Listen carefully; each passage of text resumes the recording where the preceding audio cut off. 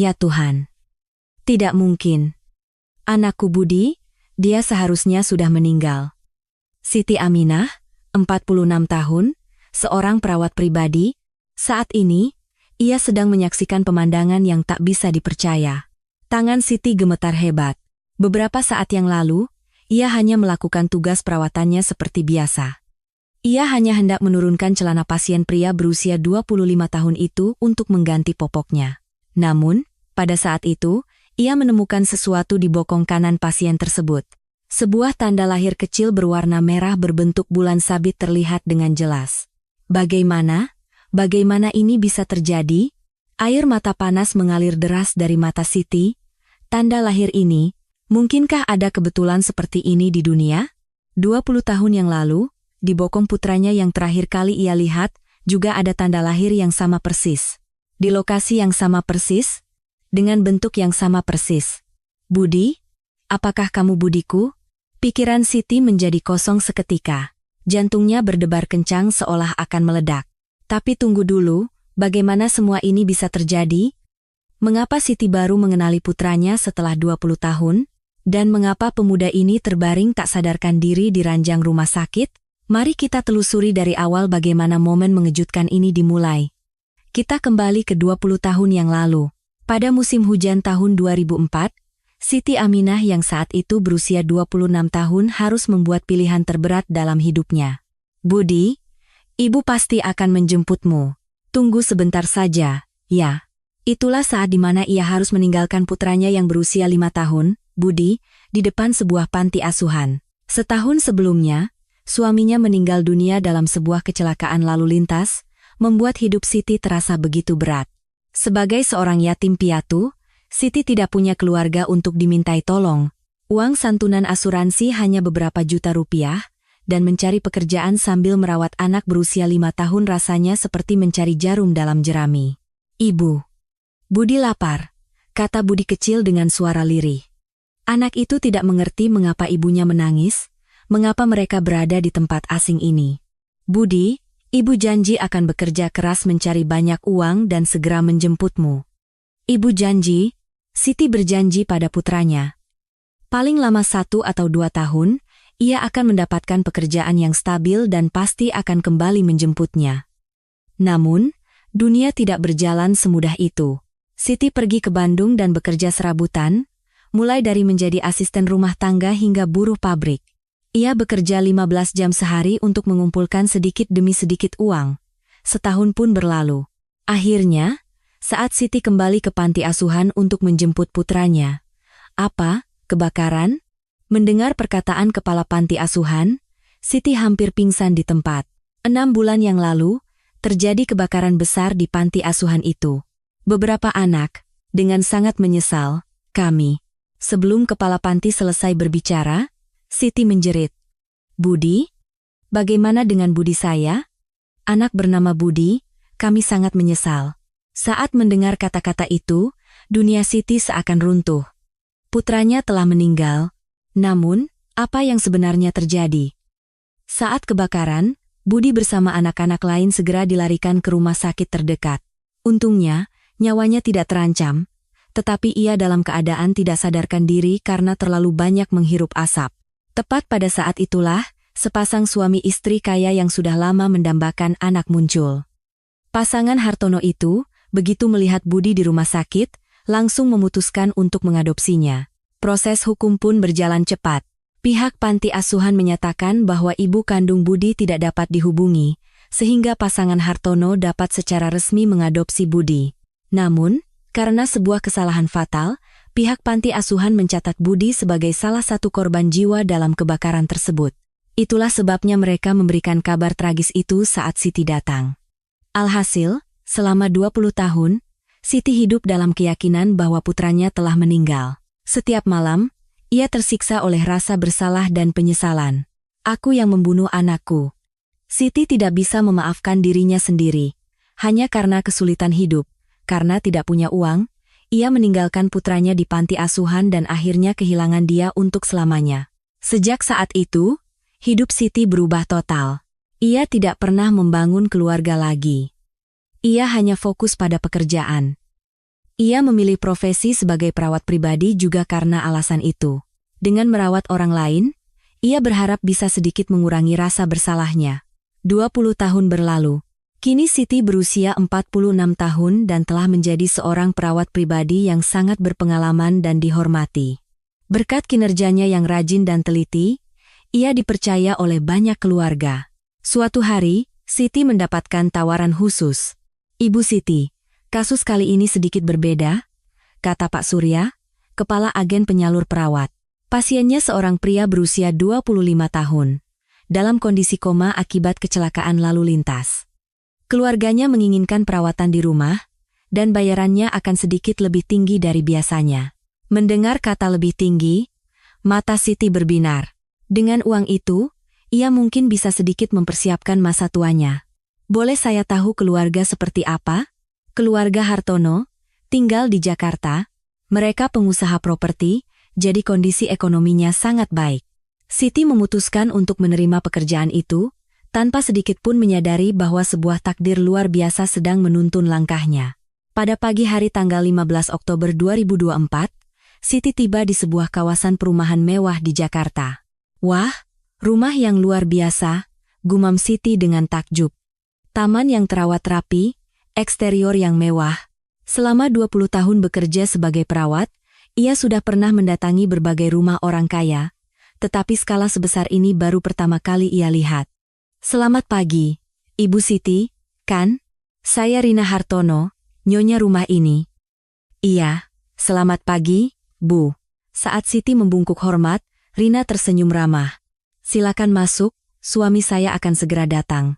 Putra kami, Budi, ada di kamarnya. Mari saya antar." Namun, ada yang aneh. Nama putranya Budi. Jantung Siti berdebar kencang sesaat. Pasti hanya kebetulan nama yang sama. Siti menenangkan dirinya sendiri, nama Budi bukanlah nama yang langka. Di depan sebuah kamar, Rina berhenti. "Ini kamar Budi, mari masuk." Pintu terbuka, menampakkan sebuah kamar tidur yang luas. Dan di atas ranjang rumah sakit, seorang pemuda terbaring. "Ini Budi kami. Sebulan yang lalu dia mengalami kecelakaan lalu lintas." Siti mendekati ranjang. Seorang pria berusia sekitar 25 tahun terbaring tak sadarkan diri. Wajahnya tampan, postur tubuhnya tampak tinggi. Tapi ada sesuatu yang ganjil. Rasanya ia pernah melihat wajah ini di suatu tempat.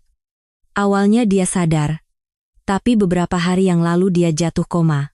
Dokter bilang tidak tahu kapan dia akan sadar. Suara Rina terdengar khawatir. Namun, anehnya Siti tidak begitu mendengar suara itu. Seluruh perhatiannya terpusat pada pria di atas ranjang. "Kenapa ini? Kenapa aku terus teringat pada Budiku?" Tepat saat itu, terdengar suara seorang pria dari arah pintu depan. "Sayang, aku pulang." "Ah, suami saya sudah datang. Tunggu sebentar, ya." Rina turun ke lantai bawah. Siti ditinggal berdua saja dengan pasien itu untuk sesaat. "Halo Mas Budi," sapa Siti dengan hati-hati. Tentu saja tidak ada jawaban, tetapi ia merasa harus mengatakan sesuatu. "Saya Siti Aminah. Mulai sekarang, saya yang akan merawat Mas Budi." Saat itu, mata Siti berkaca-kaca. Mengapa? Melihat pasien yang asing ini, hatinya terasa sesak. Kalau Budiku masih hidup, usianya pasti sekitar ini sekarang. Siti meraih tangan pasien itu dengan lembut, hangat, dan terasa begitu akrab. Terdengar suara langkah kaki, dan Siti segera melepaskan tangannya. Rina masuk bersama seorang pria berusia pertengahan 40-an. "Selamat pagi, saya Tirtayasa Hartono, pemilik rumah ini." "Selamat pagi, Pak. Saya Siti." Tirtayasa menyelesaikan perkenalannya dan menatap putranya. Namun, Siti menemukan sesuatu yang aneh. Di wajah Tirtayasa, tidak terpancar kekhawatiran atau kesedihan seorang ayah. Justru, ekspresinya tampak seperti terganggu. "Ibu Siti, Anda tahu kondisi Budi, kan? Dia sama sekali tidak sadar." "Iya, Pak, saya sudah dengar. Kami ingin Anda merawatnya 24 jam, kami berdua sibuk dengan bisnis, jadi sulit untuk merawatnya sendiri." Nada bicara Tirtayasa terasa aneh dan dingin. Putranya dalam keadaan koma, tetapi ia malah membicarakan bisnis terlebih dahulu. Apakah ada rencana untuk memindahkannya ke rumah sakit lain? Mungkin untuk mendapatkan perawatan yang lebih baik, tanya Siti hati-hati. Namun, reaksi Tirtayasa dan Rina sangat aneh. Tidak, perawatan di sini sudah sangat baik, kata Rina dengan tegas. Tetapi dari ekspresinya, Siti merasa ada sesuatu yang disembunyikan. Lalu, pekerjaan apa saja yang harus saya lakukan? Tugas perawatan dasar. Memberi makan melalui selang, memberikan obat, menjaga kebersihan. Tidak ada yang istimewa, jawab Tirtayasa, seolah ingin segera mengakhiri percakapan. Baiklah, Anda bisa mulai hari ini. Kami sudah menyiapkan kamar perawat di sebelah kamar Budi, jadi silakan gunakan dengan nyaman. Rina mengantar Siti ke kamar perawat. Sebuah kamar kecil namun rapi. Jika ada yang dibutuhkan, jangan ragu untuk memberitahu kami. Baik, terima kasih. Setelah Rina pergi, Siti duduk sendirian, tenggelam dalam pikirannya. Rumah ini terasa aneh. Putra mereka dalam keadaan koma, tetapi orang tuanya tampak begitu tenang. Tentu, cara orang mengekspresikan kesedihan berbeda-beda. Tetapi tetap saja, dan pasien itu, Budi. Kenapa ia terus teringat pada putranya yang telah tiada? Apa aku terlalu sensitif? Siti menggelengkan kepalanya. Ia harus fokus pada pekerjaannya. Saat malam tiba, Siti memulai tugas perawatannya secara penuh. Ia memeriksa kondisi Budi, memberinya obat, dan menyeka tubuhnya. Namun, saat merawat Budi, hal-hal aneh terus terjadi. Ketika Siti tanpa sadar menyenandungkan lagu Nina Bobo yang dulu sering ia nyanyikan, air mata mengalir dari sudut mata Budi. Apa ini? Siti terkejut dan segera menyeka air mata itu. Dokter bilang ia sama sekali tidak sadar. Kemudian, saat Siti menggenggam tangan Budi, jari-jari Budi terasa bergerak sedikit. Hanya perasaanku saja? Tapi ia merasakannya dengan jelas. Ada semacam respons. Malam semakin larut. Siti berjaga di samping Budi, terus mengamatinya. Namun, sekitar pukul 2 dini hari, sesuatu yang sangat mengejutkan terjadi. Ibu. Budi menggumam dengan suara pelan. Siti sontak terbangun. Ia mendekatkan telinganya untuk memastikan. Ibu. Ibu. Jelas sekali ia memanggil ibu. Dalam keadaan tidak sadarkan diri, jantung Siti mulai berdebar kencang. Mengapa anak ini mencari ibunya? Dan mengapa hati Siti terasa begitu sakit? Malam itu, Siti tidak bisa tidur nyenyak. Ia terus menatap wajah Budi dan sebuah keyakinan aneh mulai tumbuh di hatinya. Mungkinkah? Mungkinkah benar-benar? Tapi ia juga merasa gila karena memikirkan hal itu. Bagaimana mungkin ada kebetulan seperti itu? Keesokan paginya, Siti bangun lebih awal dari biasanya. Semalaman ia tidak bisa tidur. Momen saat Budi menggumamkan kata ibu terus berputar di kepalanya. Pasti hanya gumaman tak sadar. Semua anak akan memanggil ibunya saat sakit. Siti mencoba menenangkan dirinya. Namun, sebagian hatinya terus merasa gelisah. Ia memulai perawatan pagi untuk Budi. Mengukur suhu tubuh, memeriksa tekanan darah, menyeka tubuhnya tugas-tugas rutin. Namun anehnya, setiap kali merawat Budi, tangannya menjadi lebih lembut dengan sendirinya. Selama 20 tahun bekerja sebagai perawat, ia selalu bekerja secara profesional dan tenang, tetapi kali ini berbeda. Rasanya seperti merawat keluarga sendiri. Bu Siti, terima kasih atas kerja kerasnya. Rina masuk ke kamar membawa secangkir kopi. Terima kasih, Bu. Bagaimana semalam? Pasti sulit karena baru pertama kali. Mendengar pertanyaan Rina, Siti ragu sejenak. Haruskah ia menceritakan bahwa Budi menggumamkan kata ibu? Tidak apa-apa, Bu. Tapi, apakah Mas Budi terkadang mengigau? Mengigau? Tidak. Dia dalam kondisi tidak sadar. Rina tampak bingung. Semalam sepertinya saya mendengar suara pelan, seperti sedang menggumamkan sesuatu. Benarkah? Tidak mungkin. Mungkin Anda salah dengar? Reaksi Rina terasa sedikit aneh. Jika putranya menunjukkan tanda-tanda kesadaran, seharusnya ia senang, bukan malah tampak panik. Bisa jadi? Mungkin saya terlalu sensitif. Siti segera mengalihkan pembicaraan. Instingnya mengatakan sebaiknya ia tidak bicara lebih banyak. Setelah Rina pergi, Siti kembali merawat Budi sendirian. Namun, kejadian aneh lainnya terjadi. Siti mengelus dahi Budi sambil berbisik. "Budi, tidak ada yang sakit, kan? Tante akan merawatmu dengan baik." Saat itu, jari-jari Budi bergerak dengan jelas. Kali ini bukan hanya perasaannya. Siti terkejut dan mengamati tangan Budi dengan saksama. Tapi tangan itu tidak bergerak lagi. Tadi jelas bergerak. Jantung Siti berdebar kencang. Mungkinkah Budi akan segera sadar? Saat makan siang, Tirtayasa pulang dari kantor. Siti bimbang apakah harus menceritakan tentang reaksi Budi. "Pak Tirtayasa, ada yang ingin saya sampaikan sebentar." "Ya, ada apa?" Sepertinya Mas Budi terkadang menunjukkan reaksi kecil, seperti jari-jarinya bergerak. Namun, ekspresi Tirtayasa langsung berubah. "Reaksi? Tidak mungkin. Dokter sudah bilang dia tidak sadar." "Saya juga kaget, Pak. Tapi saya melihatnya dengan jelas." "Anda pasti salah lihat. Perawat terkadang sering berhalusinasi seperti itu," kata Tirtayasa dengan tegas. "Tapi mengapa reaksinya begitu negatif? Seharusnya ia senang jika putranya menunjukkan tanda-tanda pemulihan. Mungkin kita bisa melakukan pemeriksaan lebih lanjut di rumah sakit lain?" Tidak perlu." Tirtayasa memotong ucapan Siti. "Dia sudah dirawat dengan baik di sini. Bu Siti, tolong fokus saja pada tugas perawatan Anda." Aneh. Sangat aneh. Mengapa mereka begitu acuh tak acuh terhadap kondisi putra mereka? Malamnya, Siti menyaksikan hal aneh lainnya. Ia tidak sengaja mendengar percakapan Tirtayasa dan Rina di ruang keluarga. "Sayang, perawat itu agak aneh, ya? Kenapa?" Dia terus bilang. Budi menunjukkan reaksi. Jangan-jangan dia sudah curiga sesuatu. Curiga apa? "Sudahlah. Hati-hati saja." Siti menahan napas dan mendengarkan. "Curiga apa? Apa yang harus diwaspadai?" Malam itu, Siti merawat Budi dengan kewaspadaan yang lebih tinggi. Dan ia kembali menyaksikan momen yang luar biasa. Saat itu, Siti menyenandungkan lagu Nina Bobo yang 20 tahun lalu sering ia nyanyikan untuk putranya. "Nina Bobo, oh Nina Bobo, kalau tidak Bobo digigit nyamuk." Saat itu, air mata mengalir dari mata Budi. Dari kedua matanya secara bersamaan. "Budi."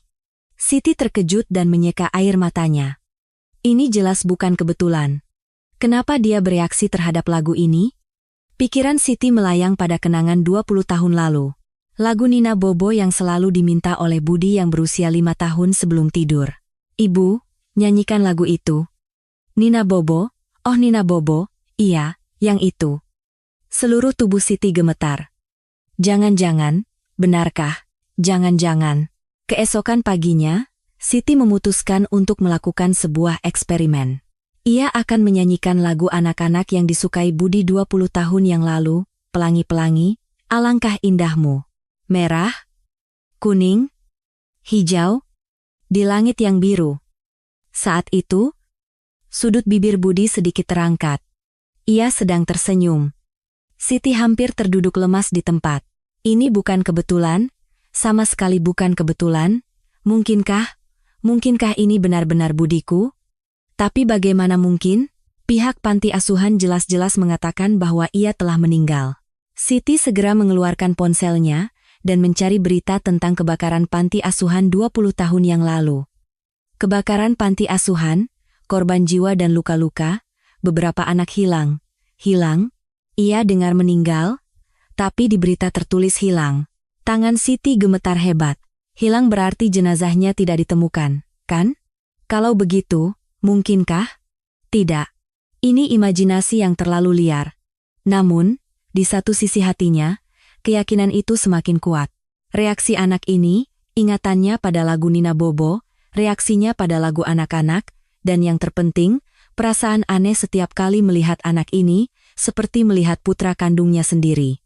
"Bu Siti," suara Rina membuat Siti terkejut dan menyembunyikan ponselnya. "Ah, iya, Bu. Sedang apa?" Tatapan Rina tajam. Terasa seperti ia sedang mencurigai sesuatu. "Tidak apa-apa, Bu. Hanya sedang memeriksa kondisi Mas Budi." "Oh begitu. Bagaimana keadaan Budi?" Sepertinya tidak ada perubahan khusus. Siti sengaja menjawab dengan datar. Instingnya mengatakan ia tidak boleh menceritakan reaksi Budi. Setelah Rina pergi, Siti mengambil sebuah keputusan. Ia harus mencari bukti yang lebih pasti. Tapi bukti apa itu? Dan bagaimana cara mencarinya? Ia masih belum tahu. Namun satu hal yang ia yakini, ada rahasia tersembunyi di rumah ini. Pada hari ketiga, tugas perawatan rutin telah menanti Siti. Namun, hatinya sama sekali tidak tenang. Kejadian-kejadian aneh hingga kemarin membuatnya tidak bisa tidur nyenyak. Hari ini harus ganti popok. Siti memeriksa kondisi Budi. Bagi pasien yang tidak sadarkan diri, ini adalah hal yang biasa. Namun anehnya, hari ini tangannya gemetar. Kenapa aku begitu gugup? Siti perlahan mulai menurunkan celana Budi. Sebagai perawat profesional, ia sudah melakukannya ribuan kali, tapi mengapa hari ini terasa begitu hati-hati? Dan tepat pada saat itulah, sesuatu terlihat di bokong kanan Budi, sebuah tanda lahir kecil. Tanda lahir berwarna merah berbentuk bulan sabit. Tangan Siti berhenti total. Jantungnya berdebar kencang. Tanda lahir ini, bentuk dan lokasinya yang sama persis, benar-benar sama dengan tanda lahir di bokong putranya 20 tahun yang lalu. Bagaimana? Bagaimana ini bisa terjadi? Air mata panas mengalir dari mata Siti, ini tidak mungkin kebetulan. Bagaimana mungkin ada kebetulan seperti ini di dunia? Tanda lahir berbentuk bulan sabit itu sangat istimewa. Putranya memilikinya sejak lahir. Dokter pernah berkata bahwa itu adalah tahi lalat khusus yang hanya dimiliki oleh 1 dari 1000 orang. Budi. Kamu benar-benar Budiku? Dengan tangan gemetar, Siti menyentuh tanda lahir itu dengan hati-hati. Ukurannya sama, warnanya pun sama. Saat itu, kenangan 20 tahun yang lalu membanjiri pikirannya. Tanda lahir yang selalu ia lihat setiap kali memandikannya. Ibu, kenapa ada ini? Oh, ini hadiah istimewa dari Tuhan untuk Budi. Hanya Budi yang punya. Benarkah? Iya. Karena Budi anak yang istimewa. Siti terduduk lemas di tempat. Kakinya kehilangan semua kekuatannya. Benar-benar. Ini benar-benar Budiku. Tapi di saat yang sama, ia merasa bingung. Bagaimana ini bisa terjadi? Pihak panti asuhan jelas-jelas mengatakan ia sudah meninggal. Bu Siti. Suara Rina terdengar dari depan pintu. Siti terkejut dan buru-buru menaikkan kembali celana Budi. Tangannya begitu gemetar hingga sulit melakukannya, tapi ia berhasil merapikannya. Iya, silakan masuk. Saat Rina masuk, Siti berusaha keras untuk tetap tenang. Tapi wajahnya pucat pasi. Loh, wajah Anda pucat sekali, Anda tidak apa-apa? Ah, iya, Bu. Hanya sedikit pusing. Pasti sangat melelahkan, ya? Beberapa hari pertama memang biasanya begitu. Rina menunjukkan perhatian, tetapi Siti tidak bisa menjawab dengan baik. Pikirannya benar-benar kosong. Kalau begitu, istirahatlah sebentar, lalu siapkan makan siang. Setelah Rina pergi, Siti menarik napas dalam-dalam. Ia harus tenang. Coba kita pikirkan perlahan-lahan. Siti mulai menata pikirannya. Pertama, usia Budi tepat 25 tahun. Jika putranya masih hidup, usianya sekarang memang segitu. Kedua, namanya sama, Budi. Ketiga, reaksinya terhadap lagu Nina Bobo dan lagu anak-anak dari 20 tahun yang lalu. Keempat, dan yang paling menentukan, tanda lahir berbentuk bulan sabit di bokongnya. Semua ini tidak mungkin kebetulan. Tapi kalau begitu, apa yang terjadi? Mengapa pihak panti asuhan mengatakan ia sudah meninggal? Siti kembali mencari artikel berita 20 tahun yang lalu di ponselnya, kali ini ia membacanya lebih teliti. Saat kebakaran, dari 30 anak, 3 meninggal dunia, 5 luka berat, dan 2 hilang. Ada 2 anak yang hilang, dan salah satunya tercatat sebagai Budi, tertulis hilang. Kenapa pihak panti asuhan bilang meninggal? Siti mencari lebih lanjut, dan ia menemukan sebuah artikel yang mengejutkan. 2 anak yang hilang, setelah dirawat di rumah sakit menjalani proses adopsi. Setelah dirawat di rumah sakit, diadopsi. Tangan Siti gemetar. Jadi Budi diadopsi. Tapi kenapa pihak panti asuhan bilang dia meninggal? Kemungkinan besar terjadi kesalahan administrasi atau kesalahpahaman. Situasi di lokasi kebakaran sangat kacau. Anak-anak tersebar di berbagai rumah sakit, sehingga sulit untuk melacak semuanya dengan akurat. Jadi Budiku benar-benar masih hidup. Siti menangis. Rasa bersalah yang menyiksanya selama 20 tahun, penyesalan karena merasa telah menyebabkan kematian putranya, semua itu ternyata salah. Tapi di saat yang sama, pertanyaan baru muncul. Keluarga yang mengadopsi Budi, Tirtayasa dan Rina. Mengapa mereka begitu acuh tak acuh terhadap Budi? Jika mereka orang tua kandung, seharusnya mereka lebih aktif mencari pengobatan saat putranya mengalami kecelakaan. Dan saat diberitahu bahwa Budi menunjukkan tanda-tanda kesadaran, mengapa reaksi mereka begitu negatif? Ada yang aneh. Siti semakin yakin. Ada rahasia tersembunyi di rumah ini. Saat makan siang, Tirtayasa pulang. Siti menyambutnya dengan hati yang berdebar. "Selamat siang, Pak." "Ya, terima kasih atas kerja kerasnya." "Bagaimana kondisi Budi?" Tirtayasa bertanya. Tapi Siti melihat sesuatu yang ganjil. Tidak ada kekhawatiran yang tulus di matanya. "Tidak ada perubahan khusus, Pak?" "Oh, baguslah kalau begitu." Tirtayasa terdengar seperti merasa lega. Mengapa ia senang karena putranya tidak membaik? "Permisi, Pak. Apakah saya boleh melihat foto masa kecil Mas Budi? Mungkin bisa membantu saya lebih memahami pasien dan memberikan perawatan yang lebih baik." Siti bertanya dengan hati-hati. "Foto? Tidak banyak. Budi tidak suka difoto." Jawaban Tirtayasa terasa canggung. "Tidak punya foto anak? Orang tua macam apa itu?" "Sebagai perawat, Anda tidak perlu tahu hal seperti itu. Lakukan saja pekerjaan Anda." Nada bicara Tirtayasa jelas berubah. Terasa kuat bahwa ia menyembunyikan sesuatu. Malam itu, Siti merawat Budi dengan lebih hati-hati. Sekarang ia yakin, anak ini adalah putranya. "Budi," panggil Siti dengan suara pelan. "Ini Ibu. Ibu ada di sini." Saat itu, jari Budi bergerak, dan kelopak matanya sedikit bergetar. "Budi, kamu dengar suara Ibu?" Bibir Budi bergerak sedikit, seolah ingin mengatakan sesuatu. Siti mendekatkan telinganya. "Ibu." Samar, tapi terdengar jelas. "Iya. Ini Ibu. Ibu pasti akan menyelamatkanmu." Siti menangis sambil menggenggam erat tangan putranya. Putra yang ditemukannya kembali setelah 20 tahun, ia tidak akan kehilangannya lagi. Tapi apa yang harus ia lakukan? Tirtayasa dan Rina secara hukum adalah orang tua Budi. Dan sepertinya mereka menyembunyikan sesuatu. "Aku harus menyelidiki lebih lanjut." Siti bertekad. Ia akan mengungkap kebenarannya. 2 hari telah berlalu sejak Siti yakin bahwa Budi adalah putranya. Namun, semakin besar keyakinan itu, semakin banyak pertanyaan baru yang muncul. Pertanyaan terbesar adalah perilaku Tirtayasa dan Rina. Putra yang mereka rawat selama 20 tahun mengalami kecelakaan lalu lintas, tetapi mereka begitu tenang. Bukan hanya tenang, mereka bahkan tampak acuh tak acuh. Pasti ada sesuatu yang mereka sembunyikan. Siti mulai mengamati rumah itu dengan lebih cermat di sela-sela waktu. Dan ia menemukan semakin banyak keanehan. Pertama, tidak ada satupun foto masa kecil Budi di rumah itu.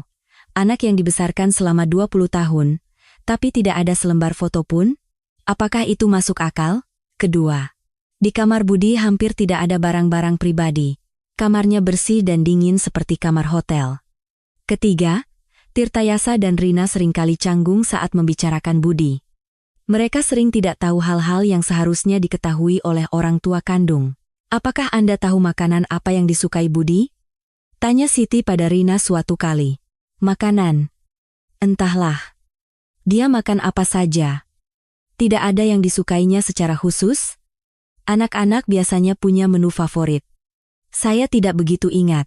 Tidak ingat selera makan anak yang dibesarkan selama 20 tahun? Aneh. Sangat aneh. Namun, hal yang lebih mengejutkan menantinya. Suatu malam, saat Siti hendak ke kamar mandi, ia melewati lorong dan mendengar percakapan Tirtayasa dan Rina. "Sayang, kapan pihak asuransi akan datang? Kita harus menunggu sekitar sebulan lagi. Mereka bilang butuh surat keterangan dokter yang pasti. Jadi sampai saat itu." "Ya, sampai saat itu, kondisinya harus tetap seperti ini." Siti menahan napas dan mendengarkan. Perusahaan asuransi, surat keterangan dokter? Apa maksudnya? Tapi perawat itu agak aneh, ya? Dia terlalu banyak bertanya tentang Budi. Aku juga merasa begitu. Dia mencurigakan. Jangan-jangan dia sudah tahu sesuatu. Tahu apa? Tidak mungkin. Suara Tirtayasa dan Rina semakin pelan, tapi Siti sudah cukup mendengar. Tahu apa? Apa yang mereka sembunyikan? Jantung Siti berdebar kencang. Jelas ada rahasia besar di rumah ini. Keesokan harinya, Siti memutuskan untuk mencari kesempatan untuk memeriksa rumah itu lebih teliti, saat Tirtayasa dan Rina sedang keluar. Permisi, saya akan membersihkan kamar Mas Budi sebentar. Dengan alasan itu, Siti memeriksa kamar Budi dengan saksama. Ia membuka laci, memeriksa lemari pakaian. Tapi benar-benar aneh. Untuk kamar seorang pria berusia 25 tahun, isinya terlalu kosong. Barang-barang pribadi hanya beberapa setel pakaian dan perlengkapan dasar. Jika ia tinggal di sini selama 20 tahun, seharusnya ada barang-barang kenangan. Saat Siti membuka laci meja, ia menemukan sebuah amplop kecil. Di dalamnya ada beberapa dokumen rumah sakit. Surat keterangan kecelakaan lalu lintas, diagnosa kerusakan otak, perlu perawatan jangka panjang. Tapi ada yang aneh. Tanggal kecelakaan tertulis sebulan yang lalu, tapi tanggal penerbitan surat keterangan itu sebelum tanggal kecelakaan. Apa ini? Siti melihat lebih teliti dan menemukan hal yang lebih aneh. Nama pasien di surat keterangan itu jelas tertulis Budi Hartono, tapi di bagian bawah dengan tulisan kecil, tertulis catatan lain. Dokumen untuk klaim asuransi. Rekayasa kecelakaan. Siti membeku di tempat. Rekayasa kecelakaan? Jangan-jangan kecelakaan ini disengaja? Pikiran Siti menjadi kosong. Jika Tirtayasa dan Rina sengaja mencelakai Budi untuk mendapatkan uang asuransi, saat itu, terdengar suara pintu depan terbuka. Aku pulang. Itu suara Rina. Siti buru-buru memasukkan kembali dokumen itu ke dalam amplop dan menutup laci. Bu Siti, di mana Anda? Iya, Bu, saya di sini. Siti menjawab, tapi suaranya gemetar. Ia masih syok dengan apa yang baru saja ia temukan. Saat Rina masuk ke kamar, Siti berusaha keras untuk tetap tenang. Sedang apa? Sedang bersih-bersih sedikit, Bu. Oh, terima kasih. Tapi wajah Anda terlihat pucat. Tatapan Rina tajam. Terasa seperti ia sedang mencurigai sesuatu. Hanya sedikit lelah, Bu. Begitu? Kalau begitu istirahatlah. Setelah Rina pergi, Siti merasa bingung. Jika dokumen yang baru saja ia lihat itu asli, berarti kecelakaan Budi disengaja. Kenapa mereka melakukan hal itu? Karena uang asuransi? Tapi Tirtayasa dan Rina terlihat sangat kaya. Atau ada alasan lain. Malam itu, Siti bertindak lebih hati-hati. Ia tidak boleh sampai ketahuan bahwa ia mencurigai Tirtayasa dan Rina. Bu Siti, bagaimana kondisi Budi? Tanya Tirtayasa. Siti menjawab dengan senatural mungkin. Stabil, Pak. Tidak ada reaksi aneh atau semacamnya, kan? Tidak, Pak. Tidak ada perubahan khusus. Siti berbohong. Sebenarnya, Budi terus merespons suaranya, tapi ia tidak bisa memberitahukannya pada Tirtayasa dan Rina. Jika mereka benar-benar telah mencelakai Budi. Siti bergidik ngeri. Mencelakai anak yang telah mereka rawat selama 20 tahun demi uang asuransi, apakah hal seperti itu benar-benar mungkin? Saat malam semakin larut, Siti tinggal berdua saja dengan Budi. Inilah waktu yang paling aman. Budi, ini Ibu. Siti berbisik pelan. Ibu sudah tahu semuanya. Ibu tahu mereka telah melakukan hal jahat padamu. Kelopak mata Budi bergetar, seolah ia mendengarkan. Jangan khawatir. Ibu pasti akan menyelamatkanmu. Ibu tidak akan membiarkan mereka menyakitimu lagi. Siti menggenggam erat tangan putranya. Ia tidak bisa kehilangan putranya lagi, yang baru saja ia temukan setelah 20 tahun. Tapi apa yang harus ia lakukan? Melapor ke polisi? Tapi ia butuh bukti yang kuat. Dan yang terpenting, ia khawatir akan keselamatan Budi. Jika Tirtayasa dan Rina tahu rencana mereka terbongkar. Aku harus mencari bukti yang lebih kuat. Siti bertekad. Meskipun berbahaya, ia harus mengungkap kebenarannya. Sejak saat itu, Siti mulai bertindak lebih hati-hati. Ia diam-diam merekam percakapan Tirtayasa dan Rina, dan memotret dokumen-dokumen yang mencurigakan. Dan ia menemukan fakta-fakta yang semakin mengejutkan. 3 hari telah berlalu sejak Siti menemukan dokumen yang mengejutkan itu. Namun, itu saja tidak cukup. Ia membutuhkan bukti yang lebih kuat. Budi, ibu pasti akan mengungkap kebenarannya. Saat Siti berbisik pelan, jari Budi bergerak sedikit. Sekarang sudah pasti, Budi jelas sadar. Tapi mengapa Tirtayasa dan Rina bersikeras bahwa Budi dalam keadaan koma, dan mengapa mereka begitu menentang pemindahannya ke rumah sakit lain? Bu Siti, sepertinya hari ini Anda bisa pulang lebih awal. Rina masuk ke kamar, ekspresinya terlihat lebih muram dari biasanya. Baik, Bu, apakah ada sesuatu? Saya dan suami ada urusan penting. Malam ini kami juga harus ke rumah sakit untuk memeriksa kondisi Budi. Siti merasa ini adalah sebuah kesempatan. Selama mereka tidak ada, ia bisa mencari lebih banyak petunjuk. Baik, Bu. Kalau begitu saya akan datang lagi besok pagi. Iya, silakan. Setelah Rina pergi, Siti menunggu sejenak untuk memastikan mereka benar-benar telah meninggalkan rumah. 1 jam kemudian, saat rumah benar-benar sepi, Siti memulai pencariannya. Pertama, ia pergi ke ruang kerja Tirtayasa. Di atas meja, ada berbagai macam dokumen. Dokumen asuransi, rekam medis. Saat Siti membuka sebuah map, ia menemukan sesuatu yang luar biasa. Asuransi jiwa 10 miliar rupiah. Asuransi cacat 5 miliar rupiah. Ada asuransi senilai total 15 miliar rupiah atas nama Budi, dan semuanya didaftarkan sebulan sebelum kecelakaan. Apa ini? Siti memeriksanya lebih teliti. Isi polis asuransi itu bahkan lebih mengejutkan. Pembayaran klaim dilakukan jika kondisi koma berlanjut selama 6 bulan. Jadi karena ini mereka membuat Budi tetap dalam keadaan koma. Jika mereka bisa bertahan selama 6 bulan, mereka akan mendapatkan 15 miliar. Siti diam-diam memotret dokumen-dokumen ini dengan ponselnya. Tapi yang lebih penting adalah memastikan kondisi Budi yang sebenarnya. Kembali ke kamar Budi, Siti memutuskan untuk melakukan eksperimen yang lebih aktif. Budi, kamu dengar suara ibu? Siti berbicara dengan suara yang sedikit lebih keras, dan kelopak mata Budi bergetar. Budi, kalau kamu dengar perkataanku, gerakan jarimu. Luar biasa, jari telunjuk kanan Budi bergerak sedikit. Ya Tuhan. Siti hampir menangis. Budi jelas sadar. Lalu mengapa ia tidak bereaksi di depan orang lain? Budi, apakah kamu takut pada mereka? Kali ini, air mata mengalir dari mata Budi. Baiklah, ibu mengerti. Kamu pura-pura tidak sadar karena takut, ya. Siti kagum pada kecerdasan putranya. Budi yang cerdas sejak usia 5 tahun, kini juga memahami situasinya. Jangan khawatir, ibu pasti akan menyelamatkanmu. Saat itu, terdengar suara dari pintu depan. Tirtayasa dan Rina telah kembali. Bu Siti, masih di sini? Suara Rina terdengar. Iya, Bu. Saya sedang memeriksa kondisi Mas Budi. Siti menjawab dengan cepat. Saat Rina masuk ke kamar, Siti sedang dengan santainya mengukur suhu tubuh Budi. Bagaimana? Stabil. Bu. Iya. Di rumah sakit juga bilang tidak ada perubahan apa-apa. Rina berkata, tapi Siti merasakan sesuatu yang aneh. Tatapan Rina tampak penuh curiga. Bu Siti, apakah Anda sering mengajak Budi bicara? Maksud ibu? Selama merawat, apakah Anda sering berbicara dengan pasien atau? Iya. Bu, sedikit-sedikit.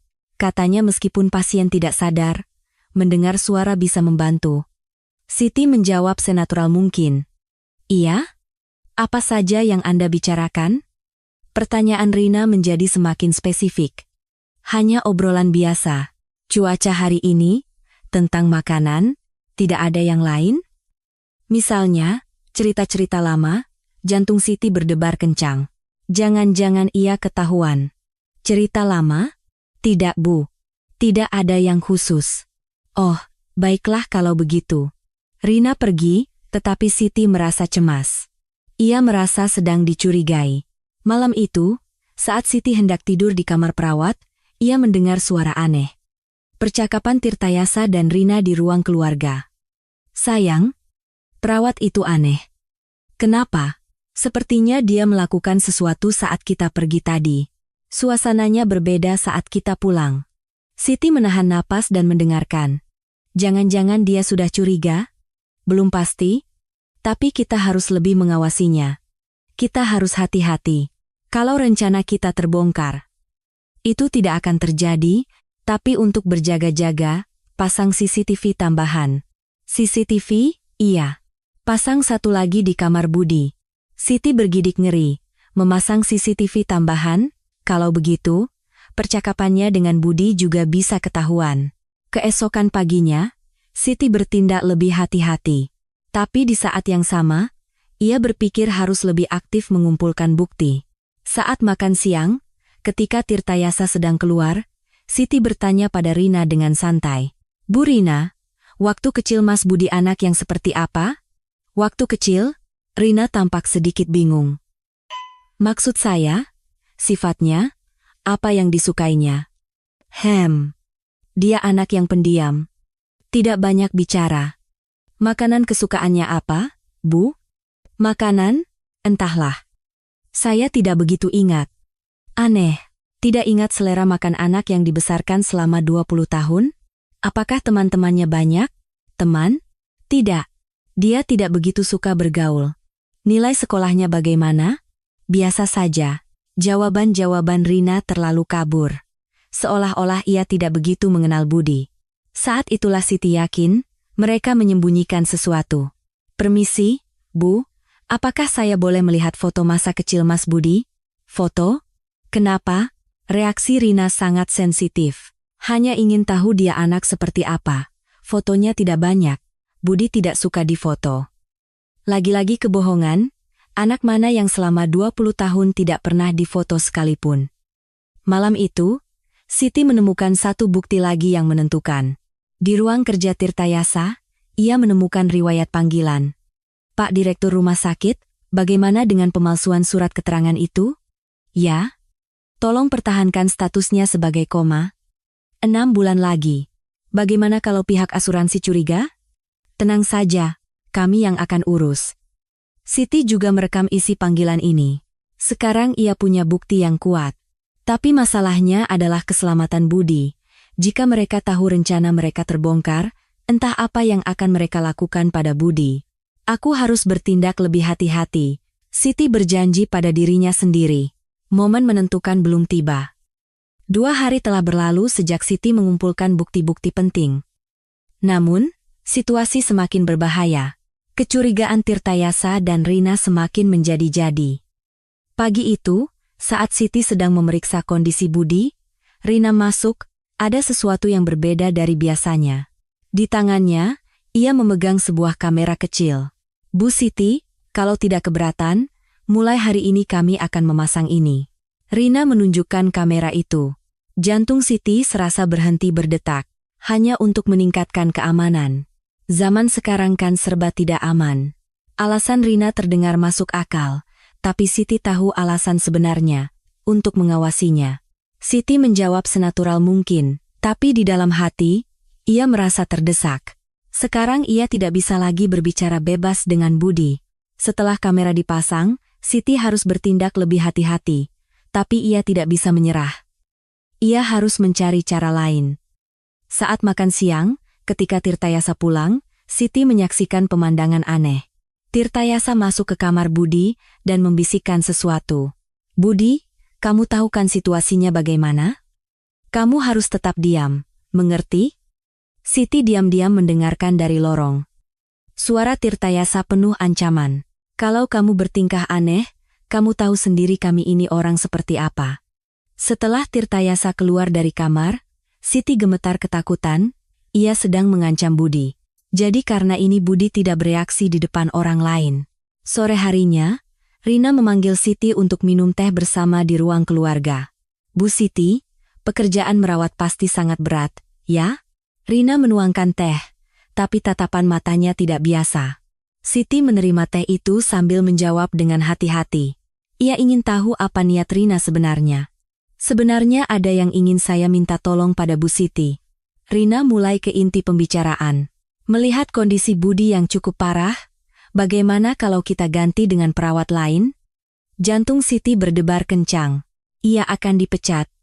Apakah saya melakukan kesalahan, Bu? Tanya Siti dengan suara gemetar. Bukan begitu. Hanya saja sepertinya Budi butuh perawatan yang lebih profesional.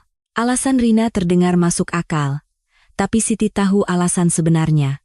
Mereka merasa ia sudah tahu terlalu banyak. Saya akan berusaha lebih keras, Bu. Saya benar-benar ingin merawat Mas Budi dengan baik. Siti berkata dengan sungguh-sungguh. Ia tidak bisa pergi sekarang. Rina tampak ragu sejenak. Lalu ia tersenyum aneh. Kalau Anda berkata begitu, saya punya satu tawaran. Rina mencondongkan tubuhnya ke depan.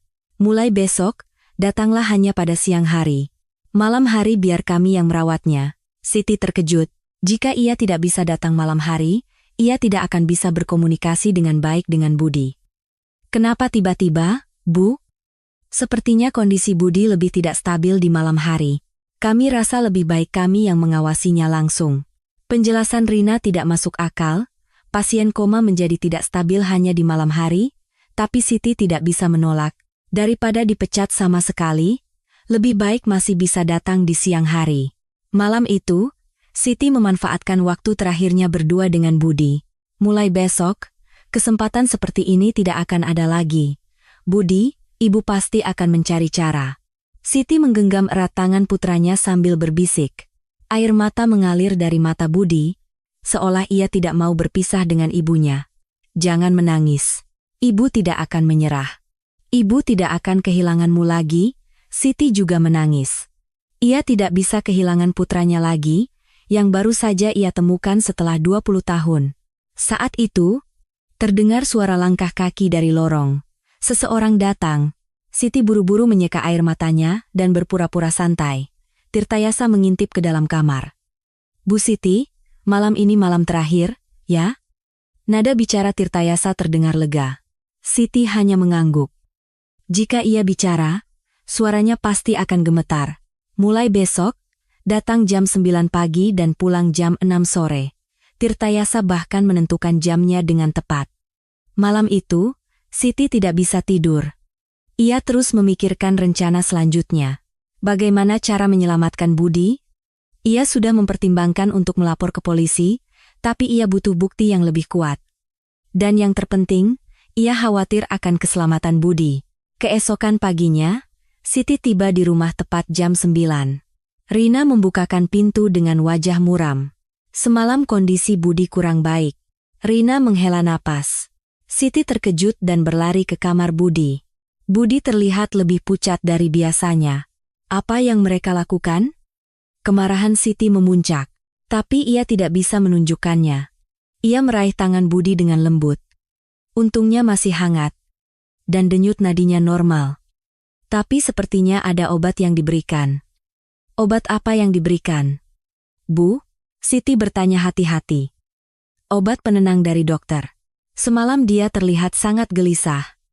Mendengar jawaban Rina, Siti yakin. Mereka sengaja mempertahankan Budi dalam keadaan koma. Sepanjang hari itu, Siti mengamati Budi dengan sangat teliti. Menjelang sore, kesadarannya sepertinya mulai pulih sedikit. Pukul 5, Rina menyuruh Siti pulang, meskipun masih ada 1 jam tersisa. Besok datang jam 9 lagi. Ya, Rina berkata, tapi Siti merasakan firasat aneh. Sepertinya akan ada sesuatu yang penting terjadi. Dalam perjalanan pulang, Siti membuat keputusan. Ia akan diam-diam kembali malam ini.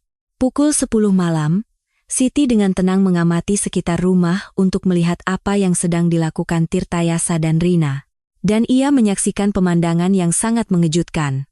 Pukul 10 malam, Siti diam-diam bersembunyi di balik pagar rumah. Dalam kegelapan, ia mencoba mengintip ke dalam. Apa yang sedang dilakukan Tirtayasa dan Rina? Cahaya remang-remang terpancar dari jendela ruang keluarga.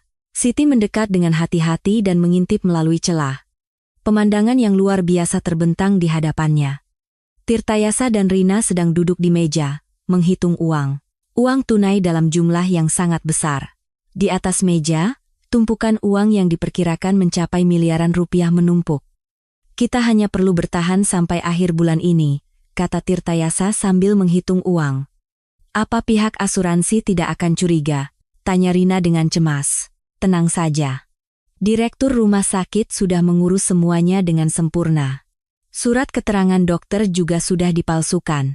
Seluruh tubuh Siti gemetar.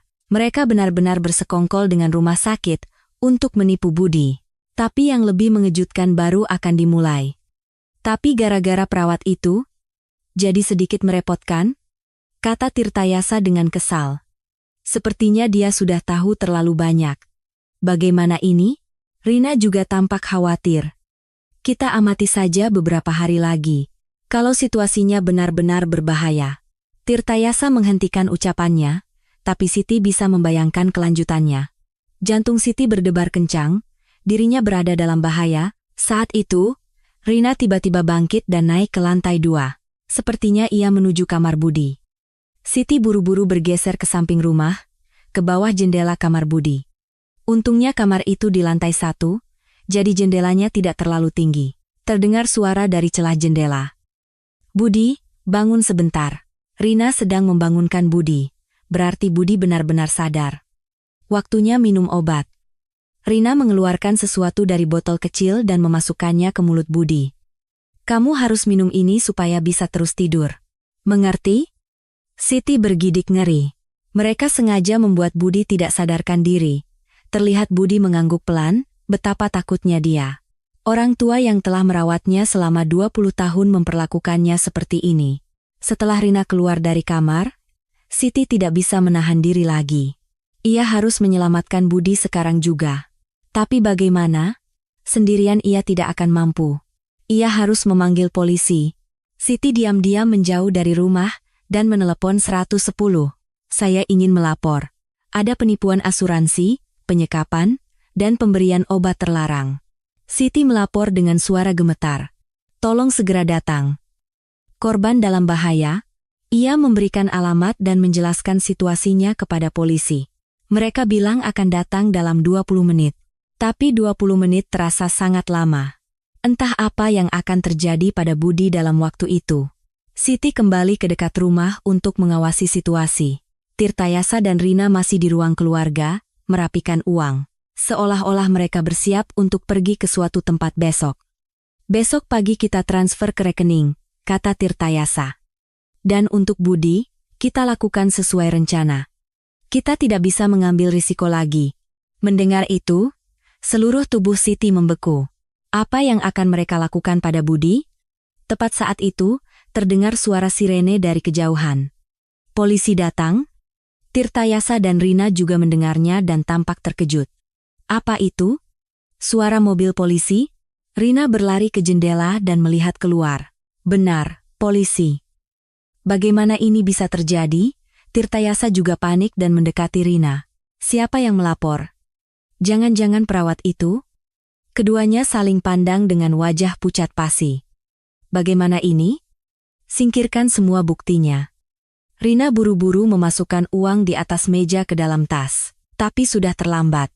Mobil polisi berhenti di depan rumah. Siti berlari ke arah polisi dan menjelaskan situasinya.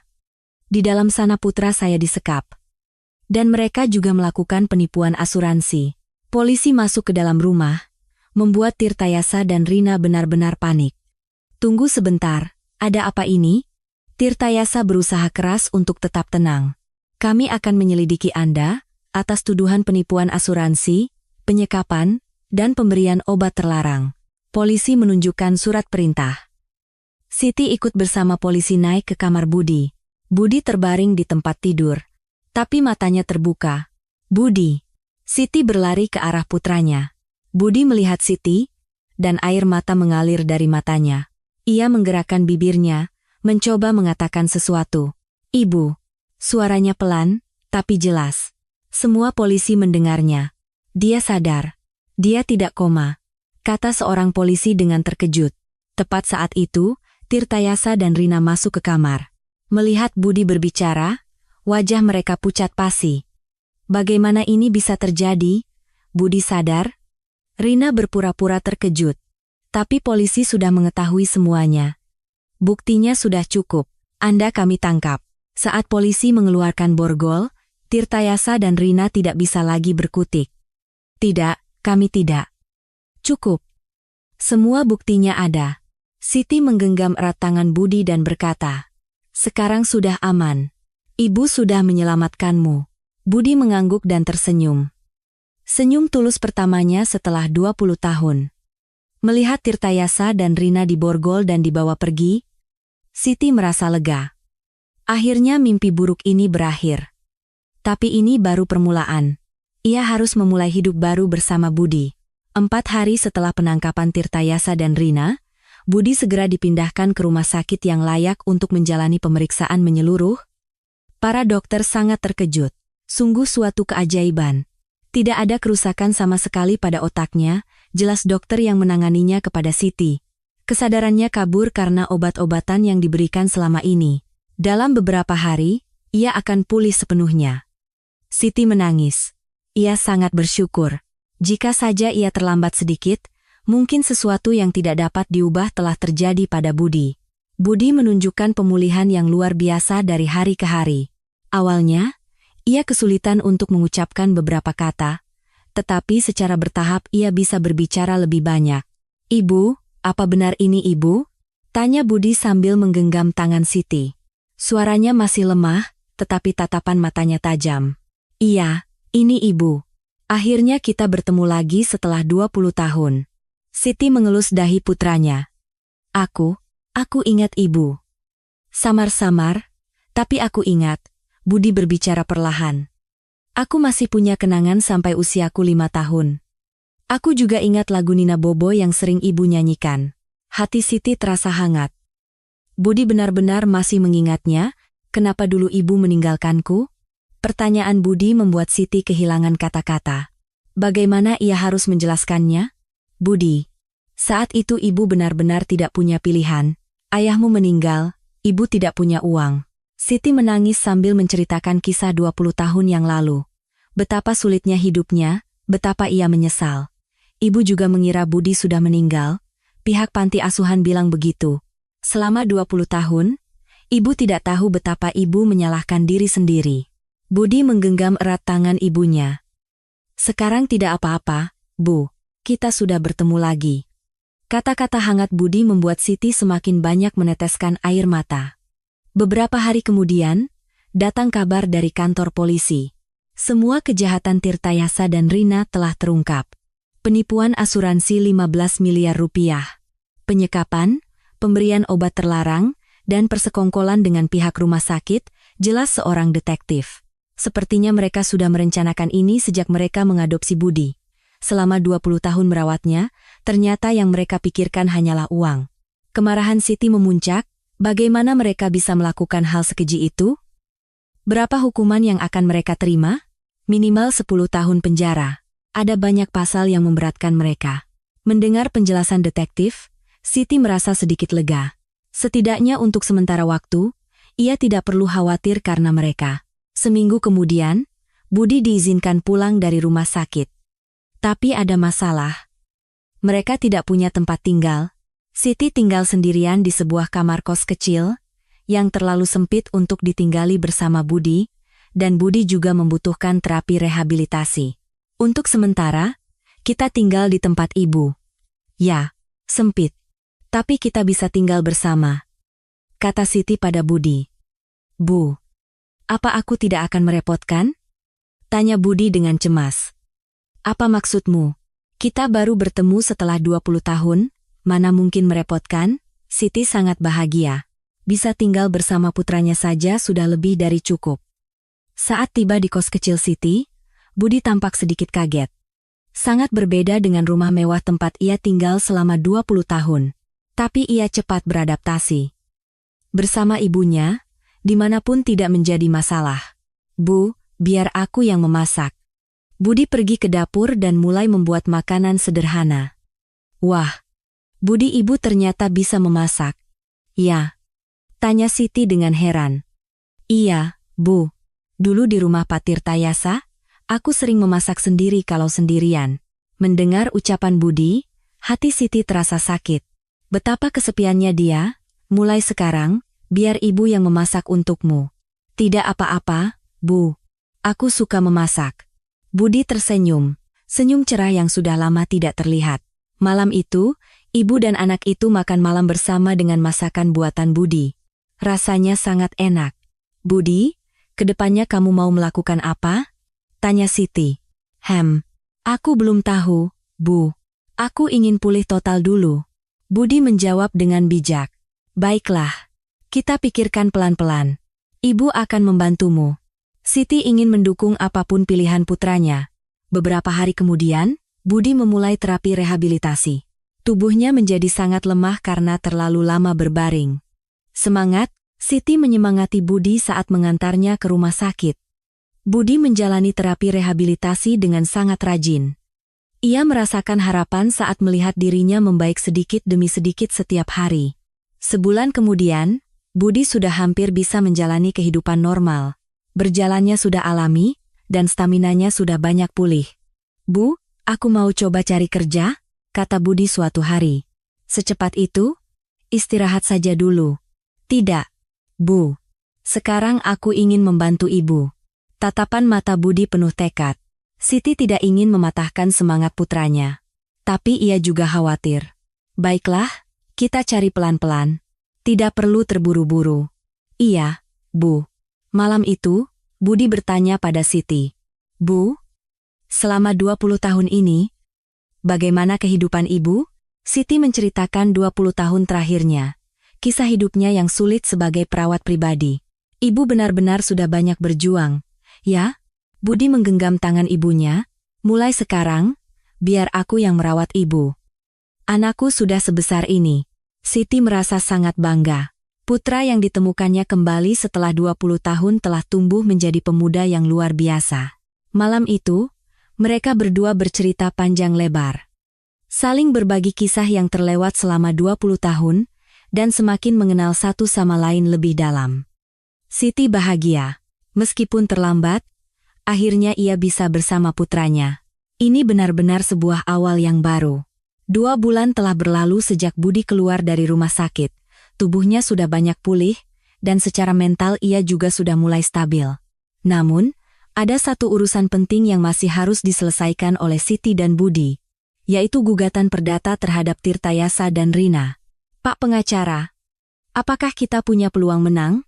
Tanya Siti saat berkonsultasi di sebuah firma hukum. Sangat besar. Buktinya terlalu jelas, jawab pengacara dengan percaya diri. Penyekapan selama 20 tahun, pemberian obat terlarang, percobaan penipuan asuransi, dengan semua ini, kita bisa mendapatkan ganti rugi yang sangat besar. Budi yang duduk di sebelahnya mengangguk. Akhirnya, ini adalah kesempatan untuk mendapatkan keadilan. Proses gugatan berjalan lebih cepat dari yang diperkirakan. Karena buktinya sangat kuat. Rekaman suara dari penyelidikan polisi, surat keterangan dokter yang dipalsukan, catatan pemberian obat, Tirtayasa dan Rina, dari dalam penjara, melalui pengacara mereka menawarkan untuk berdamai. Tapi Siti menolaknya. Saya akan terus maju sampai akhir. Hal seperti ini tidak boleh terjadi lagi. Tekad Siti sangat kuat. 6 bulan kemudian, putusan akhirnya dijatuhkan. Pengadilan memerintahkan Tirtayasa dan Rina untuk membayar ganti rugi sebesar 8 miliar rupiah. 8 miliar rupiah? Tanya Siti dengan ekspresi tidak percaya. Iya, Bu, itu adalah total dari kerugian psikis, kehilangan pendapatan, biaya pengobatan, dan lain-lain, jelas pengacara. Tapi ada masalah. Tirtayasa dan Rina tidak mungkin mau membayar. Kami akan mengajukan permohonan eksekusi paksa, kata pengacara. Semua aset mereka akan kami sita dan lelang. Saat eksekusi paksa dimulai, aset-aset Tirtayasa dan Rina satu persatu disita. Pertama, rumah mewah mereka. Harga pasar rumah ini sekitar 15 miliar rupiah, jelas petugas lelang. Jika ditambah dengan mobil dan tabungan, jumlahnya akan cukup untuk membayar ganti rugi. Beberapa bulan kemudian, semua proses lelang selesai. Hasilnya luar biasa, mereka berhasil mendapatkan total 12 miliar rupiah. Aku tidak menyangka kita akan mendapatkan uang sebanyak ini, kata Budi dengan takjub. Sekarang kita benar-benar bisa memulai hidup baru. Ya. Siti juga terharu, penderitaannya selama 20 tahun akhirnya terbayar. Hal pertama yang mereka lakukan adalah mencari rumah. Mereka tidak perlu lagi tinggal di kamar kos yang sempit. Bu, bagaimana dengan yang ini? Budi menunjuk sebuah rumah 2 lantai yang rapi. Tidak terlalu besar? Tidak. Bu, mengingat kita baru bertemu setelah 20 tahun, rumah sebesar ini pantas untuk kita. Siti tersenyum mendengar ucapan Budi. Sudah lama sekali ia tidak bisa tertawa lepas seperti ini. Setelah pindah ke rumah baru, Siti memutuskan untuk berhenti bekerja sebagai perawat. Ia tidak perlu lagi melakukan pekerjaan berat. Bu, aku juga mau mencari pekerjaan yang layak sekarang, kata Budi. Tidak perlu terburu-buru. Pelan-pelan saja, cari pekerjaan yang benar-benar kamu inginkan. Terima kasih, Bu. Beberapa minggu kemudian, Budi mulai bekerja di sebuah kafe kecil. Pemiliknya, setelah mendengar kisah Budi, dengan senang hati menerimanya. Mulai dari paruh waktu dulu, tapi kalau kamu rajin, kamu bisa naik jadi manajer, kata pemilik kafe, memberinya semangat. Budi bekerja dengan sangat rajin, para pelanggan juga menyukai keramahannya. Setelah melewati masa-masa sulit selama 20 tahun, ia menjadi lebih bisa memahami orang lain. Sementara itu, Siti memulai usaha kecil-kecilan di rumah, yaitu catering makanan rumahan. Ia memanfaatkan keahlian memasaknya yang ia pelajari selama 20 tahun bekerja sebagai perawat. Masakan ibu enak sekali, puji para tetangga. Belajar di mana, Bu? Hanya belajar sendiri selama tinggal sendirian, jawab Siti dengan rendah hati. Suatu malam, saat Budi pulang kerja, Siti telah menyiapkan makanan istimewa. Hari ini hari apa, Bu? Tanya Budi. Hari ini peringatan 1 tahun kita bertemu lagi, kata Siti dengan senyum cerah. Benarkah? Sudah setahun. Ya? Iya? Waktu cepat sekali berlalu, mereka berdua duduk bersama dan menikmati makan malam peringatan yang sederhana. Meskipun sederhana, itu adalah waktu yang sangat hangat. Bu, aku bahagia, kata Budi dengan tulus. Selama 20 tahun, aku tidak tahu apa itu keluarga yang sebenarnya, tapi sekarang aku tahu. Budi juga membuat ibu sangat bahagia. Siti juga meneteskan air mata haru. Malam itu, Siti teringat kembali 20 tahun yang lalu. Momen putus asa saat ia harus meninggalkan Budi yang berusia 5 tahun di panti asuhan. Tapi sekarang berbeda. Semua penderitaan telah berlalu, dan kebahagiaan baru telah dimulai. Ini benar-benar seperti keajaiban, gumam Siti pada dirinya sendiri. Keesokan paginya, saat Budi bersiap-siap untuk berangkat kerja, ia berkata, Bu, sepertinya aku akan dipromosikan jadi manajer. Benarkah? Anakku hebat sekali. Iya, Bu. Bos sepertinya mengakui kinerjaku. Siti merasa sangat bangga. Melihat putranya bekerja begitu keras membuat hatinya hangat. Beberapa bulan kemudian, Budi benar-benar dipromosikan menjadi manajer. Dan usaha catering Siti juga semakin dikenal dan pelanggannya bertambah. Bu, sepertinya sekarang hidup kita sudah stabil. Ya, kata Budi. Iya. Setelah 20 tahun, akhirnya kita bisa merasakan kebahagiaan yang sederhana ini. Siti juga merasa haru. Suatu akhir pekan, mereka berdua berjalan-jalan di taman. Sinar matahari musim semi yang hangat menyinari mereka. Bu, waktu kecil, apa kita sering jalan-jalan seperti ini? Tanya Budi. Tentu saja, sering sekali. Sampai kamu berusia 5 tahun. Siti teringat kembali kenangan saat itu. Aku senang kita bisa melakukannya lagi sekarang.